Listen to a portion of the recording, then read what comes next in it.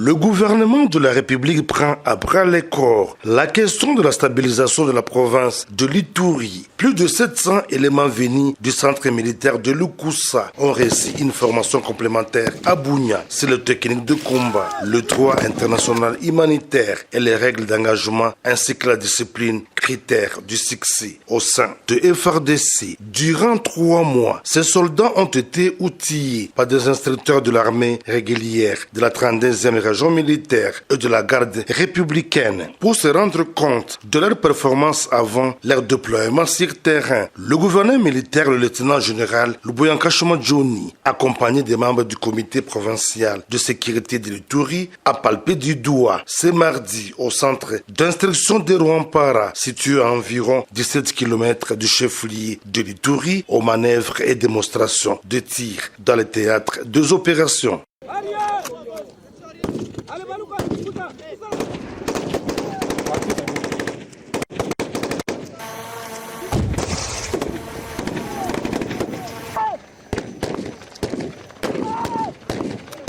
Occasion pour le commandant des opérations militaires en Ituri, le lieutenant général Luboyanka Johnny, de rappeler aux groupes armés réfractaires au respect de leurs actes d'engagement des processus de paix. Dans les cas contraires, ils seront mis hors d'état de nuire, prévient l'autorité provinciale. Que ce soit les groupes armés locaux ou étrangers, les gens ont signé des actes d'engagement.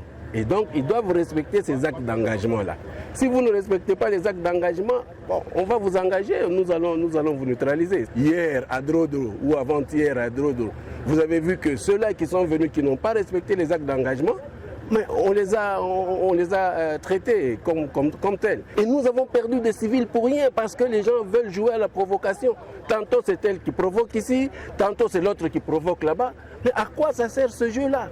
Non, abstenons-nous. Il faut avoir l'amour pour notre province. Je le répète encore, il faut avoir l'amour pour notre province et l'amour pour la population.